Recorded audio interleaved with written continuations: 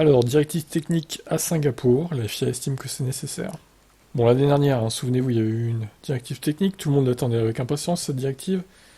C'était à Spa 2022. Et au final, bon, c'était sur la hauteur de caisse. Et Red Bull, ça ne les a pas du tout impactés. Par contre, Ferrari, oui. Et limite, Red Bull, ils ont encore plus dominé après cette directive-là, quoi. C'est ça le pire. Alors j'espère que ça ne sera pas le cas pour celle-là, du coup. Hein. La directive technique vise à s'assurer que la FIA et les équipes ont une compréhension commune de l'endroit où nous tracerons la ligne en termes de flexibilité des ailerons sur les voitures. Les parties des voitures sont autorisées à bouger dans une certaine mesure, mais doivent être fixées. Ainsi, Goss fait la distinction entre les ailerons qui fléchissent au centre de l'élément et les mouvements qui se produisent aux extrémités ou à la fixation des éléments. La directive technique n'est pas tout à fait nouvelle. Une des tests similaires était également en vigueur en 2021, jusqu'à la fin 2022. Cette directive technique a été affinée un peu à chaque fois par la FIA, afin de garder un œil sur les composants parmi les équipes et de s'assurer qu'il n'y avait pas d'avantage injuste à en tirer.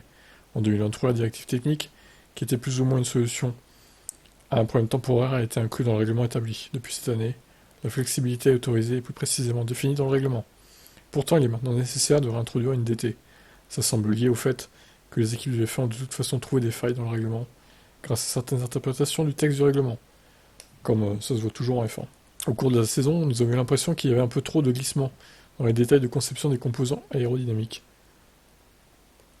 Maintenant que la directive technique complète a été communiquée aux équipes, il est également clair ce qui ne peut pas. Alors, il est également clair sur ce qui peut ne pas être fait ou fait.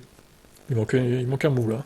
Ça se résume à 4 choses auxquelles la FIA prêtera explicitement attention, qui ne sont pas autorisées. La première concerne le mouvement haut-bas, avant-arrière, gauche-droite. On dirait un code de PS2, tu sais. Des ailerons par rapport aux composants auxquels elles sont reliées. Et le second est plus ou moins le même, mais dit que ces ailerons ne sont pas non plus autorisés à tourner par rapport à l'autre composant. Troisièmement, les composants élastiques ne sont pas autorisés. Il s'agit de matériaux qui peuvent bouger sous une certaine pression et se plier ensuite facilement pour reprendre leur forme initiale. Ah oui, quand même. Enfin, les composants dotés d'un bord souple courbable à l'arrière sont également interdits. Ce matériau pourrait empêcher les fissures dues à la déflexion. Bon alors maintenant, la question est de savoir, après toutes ces belles paroles, qui sait que ça va impacter?